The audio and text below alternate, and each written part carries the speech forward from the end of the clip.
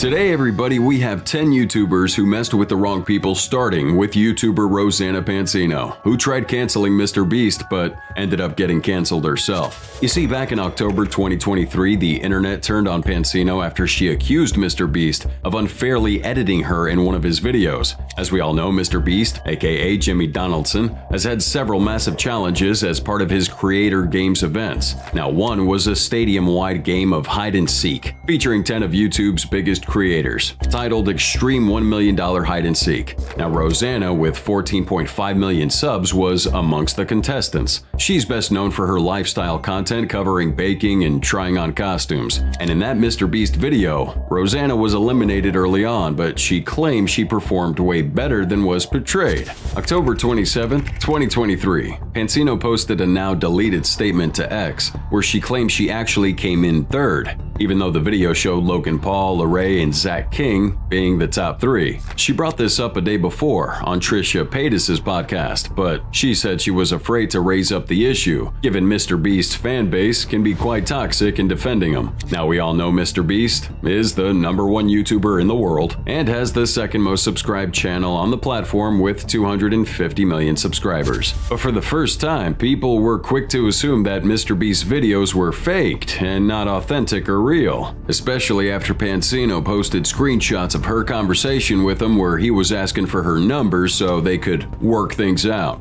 At this point, people showed Pansino support and called out Mr. Beast to make things right. And just when it kinda looked like Mr. Beast was gonna get canceled, the entire story flipped when Pansino made one wrong move. In the days that followed, she continued to drag the situation, posting things like, "I was scared to tell my story for a long time because of how much hate others have gotten in the past for speaking up about their own experiences. In the hours since posting my story, I've received at least 3 other messages from female creators who have had similar experiences with Mr. Beast and those around him." At this point, Pansino was looking like a victim for an issue as small as unfair gameplay, and other YouTubers began calling her out on it. Some would question why Pansino brought up the issue almost 2 years after the video was published, while others began questioning the accuracy of Pansino's claims, and even asked her to provide evidence, bringing us to October 29th, 2023, where Pansino deletes all the posts and apologizes to Mr. Beast, who hadn't discussed the matter in public at all. She claimed to have received multiple death threats since posting those statements, but also stood her ground on some of the criticism she made. Nonetheless, the case of Jake Paul wasn't so different, even though Jake never apologized for blatantly lying false claims on fellow YouTuber FaZe Banks.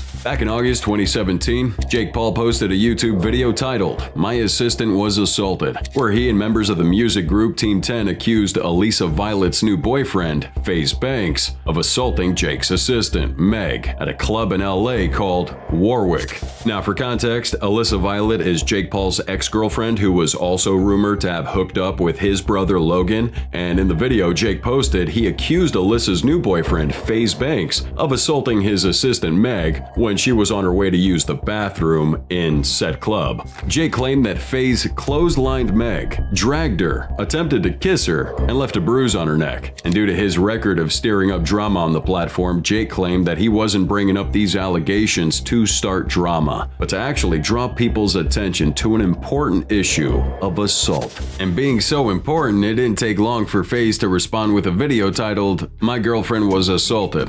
Now, in this video, FaZe Banks claims that Team 10 was manipulating their followers and lying about what went down at Warwick in an attempt to defame him, ruin his career, and break up what he had with Alyssa Violet. He claimed not to remember clotheslining Meg, but he didn't deny the possibility given that he could have been drunk that night. He also said he had already apologized because he didn't think someone would lie about such a serious situation, and also wanted to take responsibility if he did hurt her unintentionally. But then the tables turned on Jake Paul when FaZe brought out Alyssa Violet to tell her story of how Jake assaulted her during their time together. Alyssa claims that Jake would often spit at her, and that while he never hit her, would be so aggressive at points that he inadvertently left her with scars, just like the time he threw her phone away and dragged her down a flight of stairs, leaving her with a permanent knee scar. At the end of the video, FaZe made it known that he would be suing Team 10 and Jake Paul for slander and defamation of character. FaZe followed up with a tweet stating that he had acquired security footage from the club that showed he didn't assault Meg, and at that point the real drama unfolded with FaZe getting more than 200,000 50,000 new subscribers to his channel, while Jake Paul, who had just celebrated hitting his 10 million subscriber milestone, lost over 100,000 subs in less than 24 hours. Jake then posted another video where he backtracked his statements by saying he didn't handle the situation properly. Now, losing 100,000 subs could definitely have been detrimental at that point, but for YouTuber Reset, it would have been a better alternative punishment for his actions rather than getting to spend time in jail. In 2017, Kangwa Ren, known on YouTube as Reset, was at the center of a scandal that shook the online community. Ren's journey to infamy began with a seemingly innocent dare proposed by one of his subscribers to replace the creamy filling of Oreo cookies with toothpaste and offer them to an unsuspecting victim.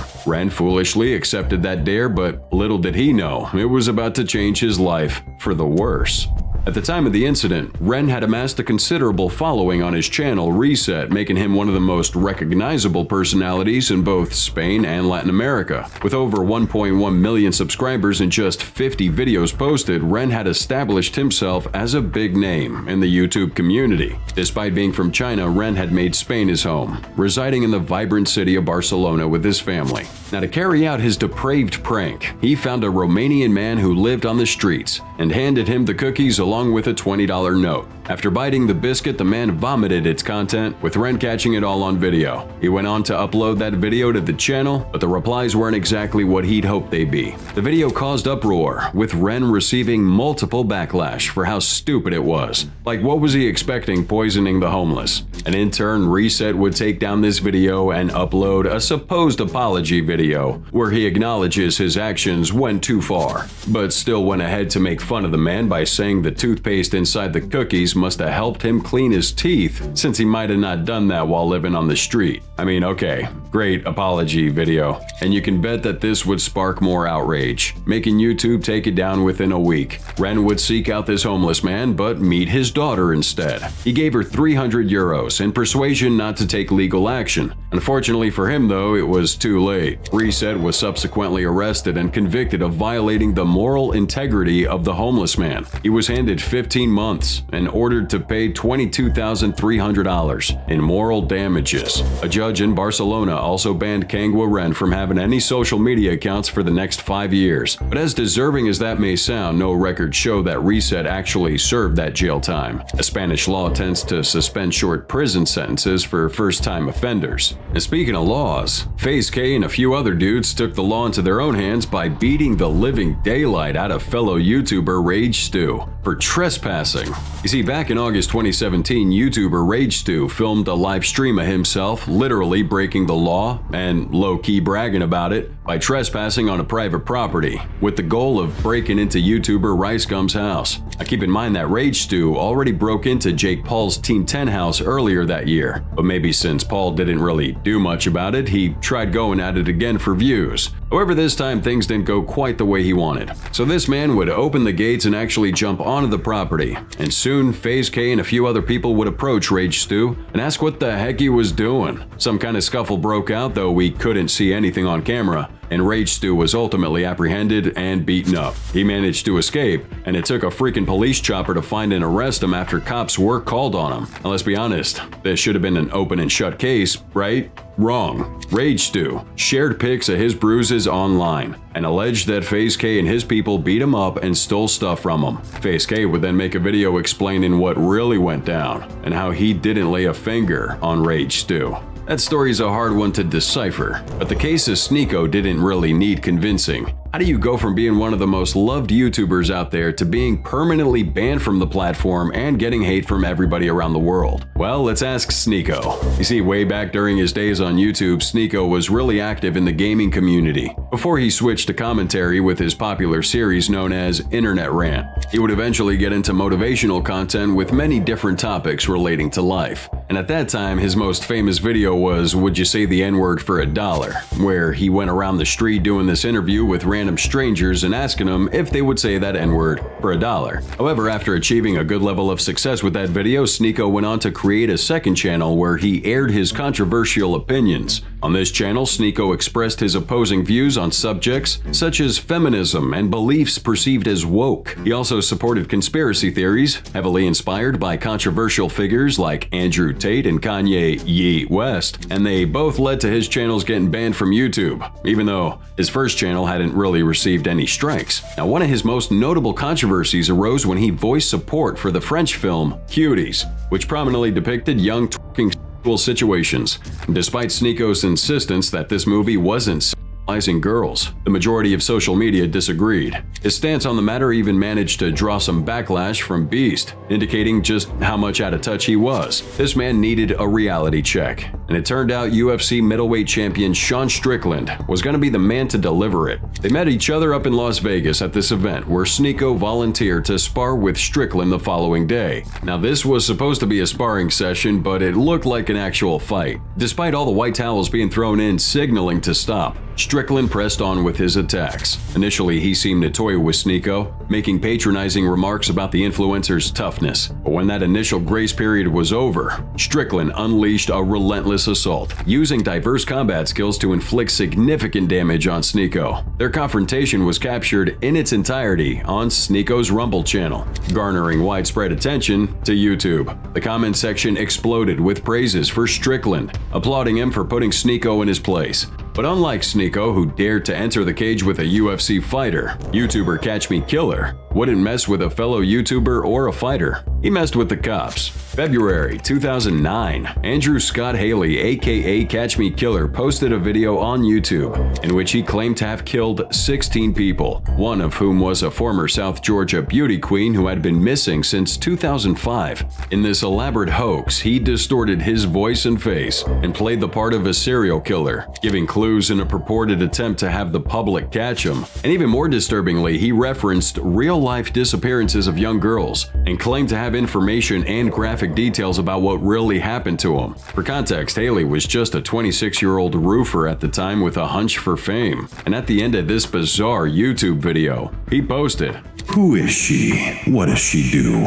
You answer me this, and I will give you her body. She was still wearing her favorite pair of jeans, but not her beauty queen silk." Although he didn't mention her by name, investigators knew Haley was referring to 30-year-old Tara Grinstead, a former beauty queen who was a school teacher when she disappeared from her Osceola home in 2005. He claimed to also have information about Jennifer Kess, an Orlando woman who disappeared in 2006. Her father found out about this video and got law enforcement involved. The only problem was the victims were real, but the stories in Catch Me Killer's attachment to them were not. And despite trying to disguise his identity, authorities eventually tracked the IP address of a video posted by Haley. After questioning him and realizing conclusively that he had no real knowledge of the crimes in question, or any murders for that matter, they arrested him on charges of tampering with evidence and making false statements. He pled not guilty, was tried, and found guilty on both charges. Consequently, he was given 2 years in a work release program,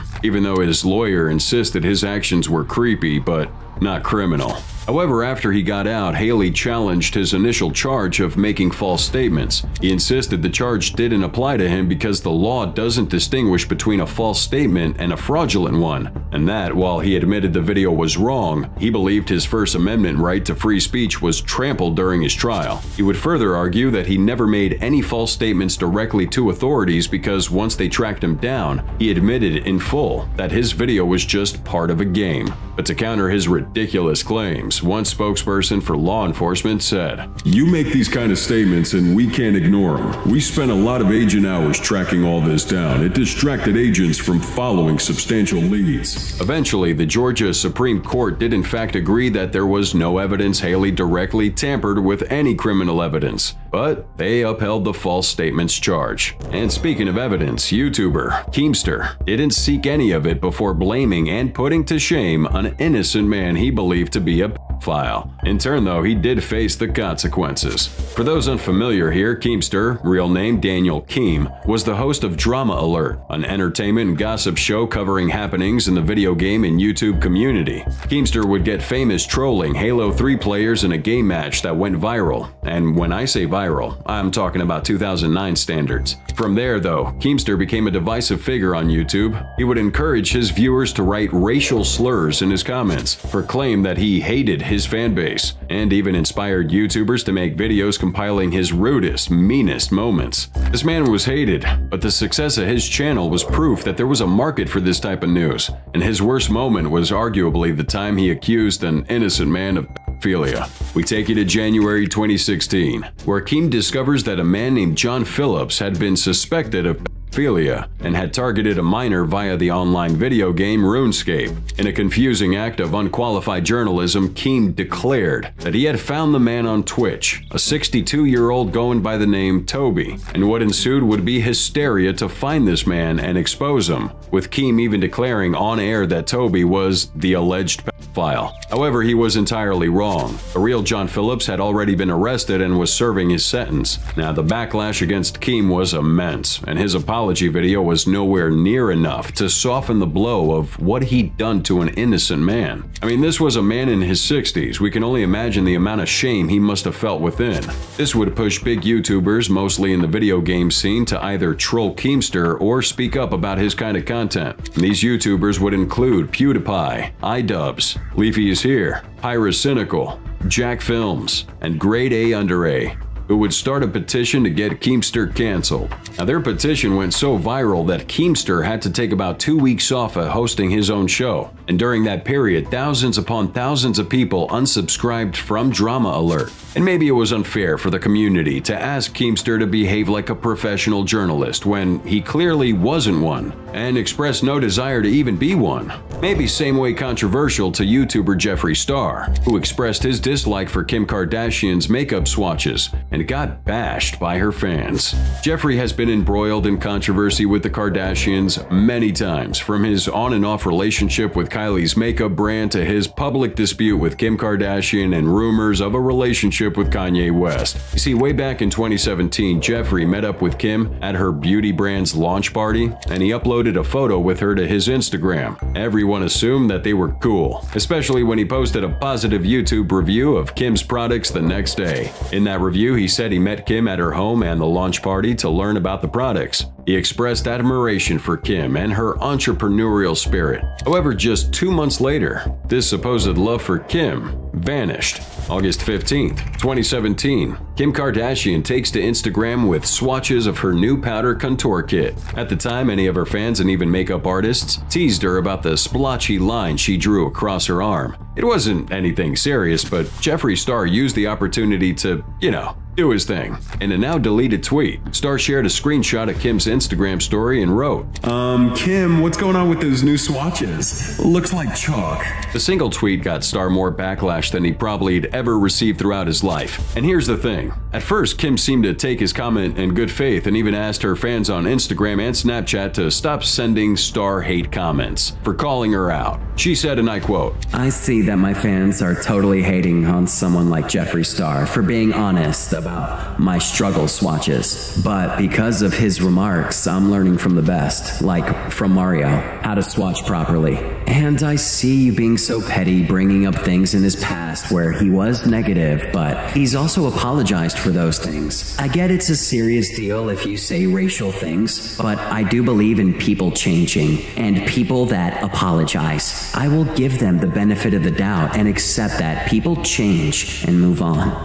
Regardless, Jeffree felt the heat, as he claimed almost every media outlet in the world tried contacting him to get a reaction, while hundreds of Kim's fans reported to cancel his social media pages. But this wouldn't stop Jeffree from going on a full rampage on Kim's other products and even Kylie's makeup brushes in subsequent YouTube videos. I mean, it's quite impossible to cancel someone like Star. But the same can't be said about Tanner Cook, who, well, got himself canceled for messing with a 31-year-old man named Alan W. Coley. April 2nd, 2023, Cook found himself in a harrowing situation at a Virginia mall after attempting what he deemed a simple practical joke on a man who was not amused by his antics. Tanner Cook's a member of Classified Goons, a group known for their humorous yet sometimes controversial pranks showcased on TikTok and YouTube. They've garnered millions of views for their antics, and while their content appeals to a specific audience on YouTube, it didn't sit well with a 31-year-old named Alan W. Coley.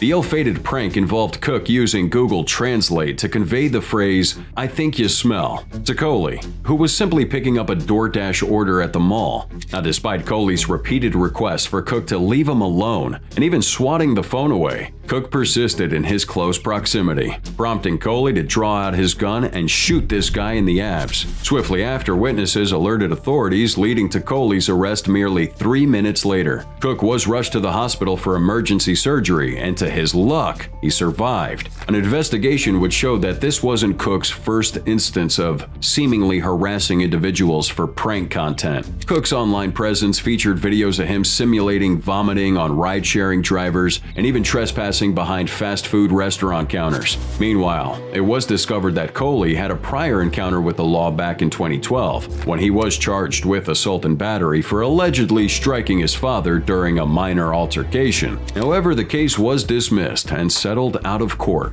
As legal proceedings unfolded, Cook faced potential separate charges, as video evidence showed him trailing Coley around the mall. On the other hand, Coley was facing charges of aggravated malicious wounding, shooting in the commission of a felony, and discharging a firearm within an occupied building. However, the trial took a surprising turn when Coley was acquitted. During that trial, Coley claimed self-defense, with his lawyer arguing that Cook's behavior was menacing. The prosecution contended that the shooting didn't meet the criteria for self-defense, emphasizing that the prank, while bizarre, wasn't threatening. After struggling to reach a unanimous verdict, the jury ultimately found Coley not guilty on all charges, supporting his claim of self-defense. As a result, Coley walks free today. Unfortunately, though, the same can't be said about YouTuber Timothy Wilkes, who attempted a similarly bizarre prank on a stranger, but in his case, ended up dead. February 5th, 2021, 20-year-old Timothy Wilkes was shot dead, attempting a robbery prank on a group of men in Nashville, Tennessee. At 9:30 p.m. on the night of the incident, Timothy and his friend armed themselves with butcher knives to film prank robbery videos. Their plan was to record people's reactions being held at knife point. Not sure who came up with this idea, but they went with it. They chose the Urban Air Trampoline and Adventure Park parking lot as the scene for their fake crime. And once there, they spotted a group of men to initiate their prank on. So walking up to these guys with their knives, they find 23-year-old David Starnes Jr., who was armed with a gun. Unaware that the situation was part of a prank, obviously, Starnes felt threatened and fatally shot Timothy on the spot, allowing his friend to escape unharmed. When Tim's camera crew later showed David that it was all a prank, he stayed behind while his group fled, expecting the police to arrive. Moments later, they did arrive, finding Starnes with the murder weapon and Timothy being attended by emergency services. During questioning, Starnes claimed self-defense, stating that he was unaware about this whole prank. Now, he was arrested and charged with murder, but the fact that he stayed behind and waited for the cops to turn himself in showed that there was maybe some innocence to his actions. A lawyer speaking on his behalf stated in court, "I'm sure the people involved would like to characterize this as a prank, but it certainly seems to be a prank that went seriously awry." Now, this explanation was sufficient to dispute any potential charges against Starnes, especially considering past incidents of similar botched YouTube pranks, like in the case of Mona Lisa Perez back in 2017, who fatally shot her boyfriend. Another similar case occurred in 2020, involving teens playing a prank on one of their mothers. As investigations unfolded, the charges against David Starnes Jr. were dropped. However, Timothy's friend, the accomplice in the prank, was expected to face legal repercussions for his involvement. He hasn't been charged or even identified. But Timothy's death, just like many other YouTubers who have gotten harmed in the process of messing with people for YouTube videos, need a constant reminder that in life, you never really know who you're messing with.